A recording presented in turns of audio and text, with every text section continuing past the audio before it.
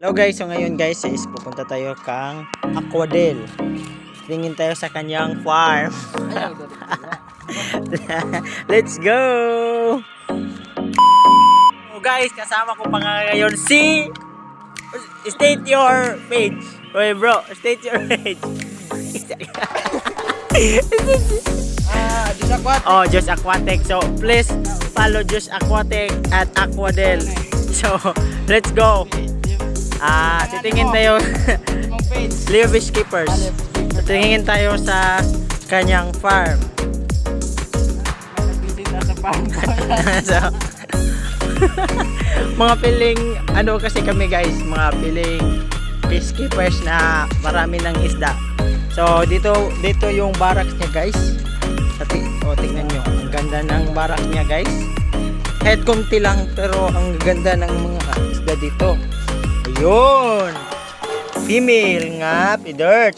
Yan guys, tignan nyo guys ang manluluso guys. Oh, Tank na ko. female na dirt. Tapos yung wala mga fry dyan guys, fry betta fish. Laki ng betta fish. Ito guys yung pinaka maganda sa lahat. Yan, dirt.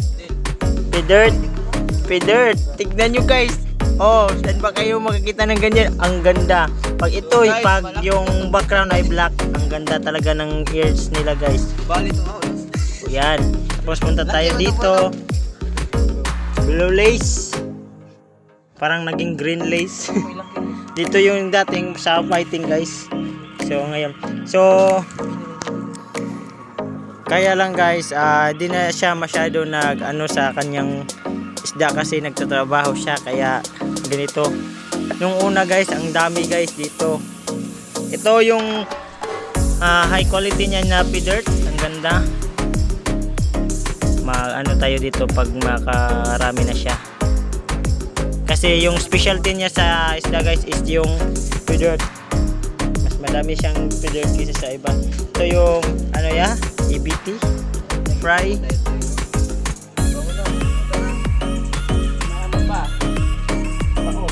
Oh. May ano din guys, turtleneck. Yan.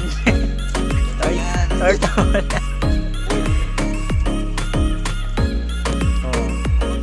Tapos guys, punta tayo kang Just Aquatic. Tingnan natin yung kanyang mga isda. Tsaka yung specialty niya is yung blue lace. Blue lace yan. Parang blue lace guys. O parang blue lace. Parang blue lace. Yung dirt niya guys, grabe ang lulusog, ang tataba. Kasi dito.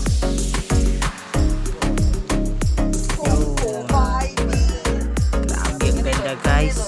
Oh my. Kaya kung gusto nyo ng dirt guys, sok sa budget, i-pay nyo lang sa page nya.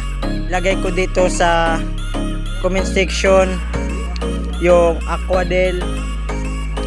Gusto ng blue lace sa kang Just Aquatic lang. Ayun lang guys, bye.